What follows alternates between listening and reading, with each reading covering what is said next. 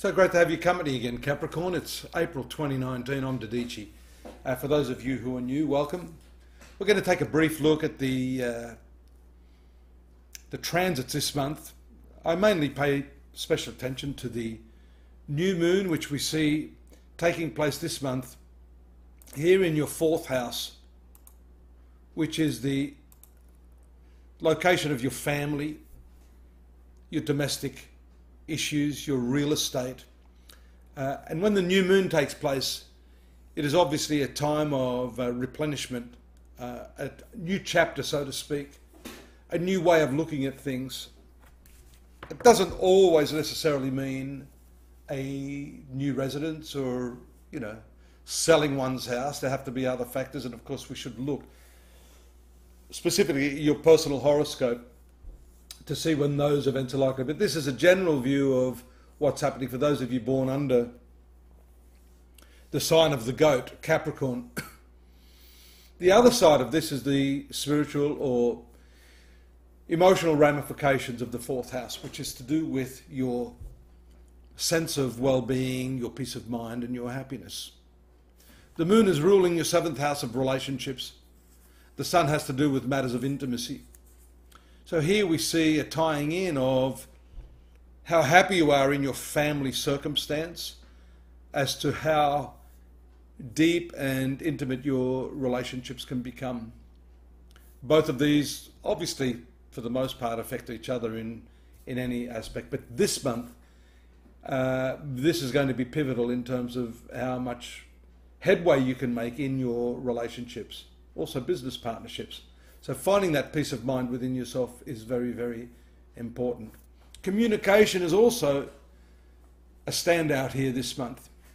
And that has to do with 3 planets in your third house of communication. Venus is very well placed here with Neptune, but Mercury is not so well placed.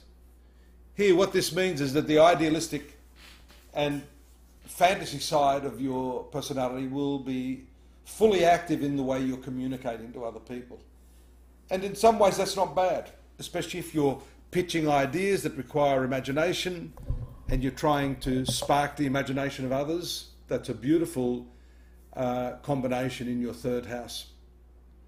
It can also show that travels which are ruled by the third house will be somewhat out of the ordinary, or what you want now is not your, if you've been traveling to a holiday house or a specific vacation spot year in, year out, you probably had enough of that. And you're thinking, you know what, I need to put something new on my bucket list, the Aurora Borealis in the Northern Hemisphere, or, going for a bushwalk in Mozambique to see new types of bird species, kayaking down the Hudson River in Canada in winter. I don't know, just something different is shown by that combination. It also shows generally the way you communicate to other people will be very, very different and very impactful, because there's a good aspect here to the North Node in the 7th house of other people. So a good focus on communication, communicating in a different way, and inspiring other people. Inspiring other people will inspire you this month. Especially as we've seen, it sounds like a cracked record, Saturn-Pluto transit in your sun sign, which has been opposing all of this communication, relationships. Here the trine aspect to the node, or what we call the cultural trends, and the fine sextile or 60-degree aspect to these tough planets in your sun sign ease things for you. You can see the way out is pivoted on the planets that have the good aspects. So it's this communication, it's all of that inspirational stuff. Yeah. Let's animate this, shall we?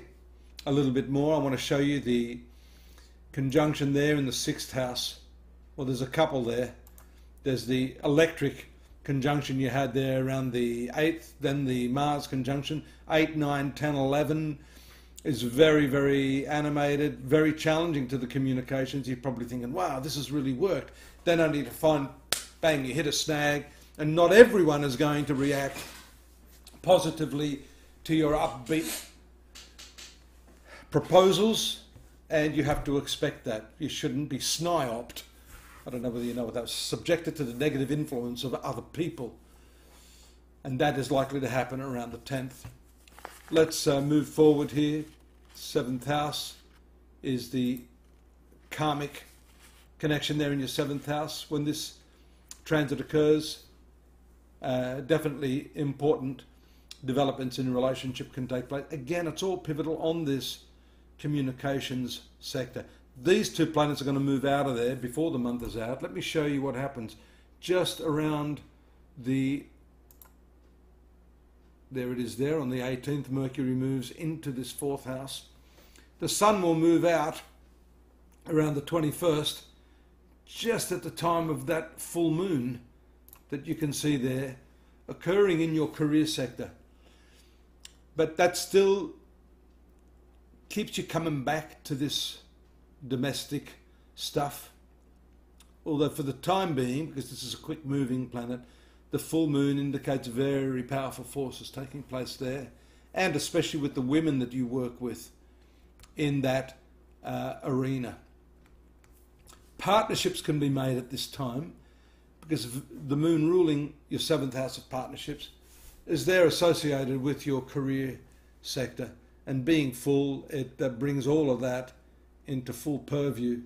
Socializing after the 20th, 21st, strong, a bit of a low-key time, and a spiritual sojourn here around the 23rd, 24th, when the moon makes contact with Jupiter in your deeper 12th house. Sometimes people opt to go on a pilgrimage or just a little vacation. This could be a mini vacation for you at that time if your schedule affords that. Then the moon moves through into its darker phase here. This can bring you down a little bit. See some challenges there.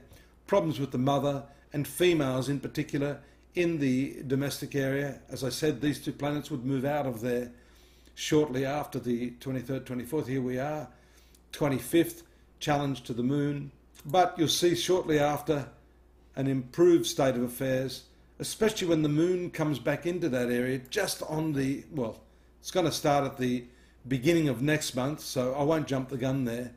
But suffice to say, it does complete its cycle in April, there again, back in the 3rd house of communication, fortifying what I said at the outset, that this is the primary area that you have to focus on this month to get your vision, your ideals across the line, and to do it with others, because no man is an island unto themselves, or woman. I better be politically correct there with my gender assessment. We all need others, and this is the time to enlist the help of allies who are going to help you achieve your dreams. See you next month. Join me at astrology.com.au for the more detailed analysis of your month and year in focus. And I'm here if you need me for any more detailed personal readings. Just drop me a line. Always look forward to hearing from you. Take care.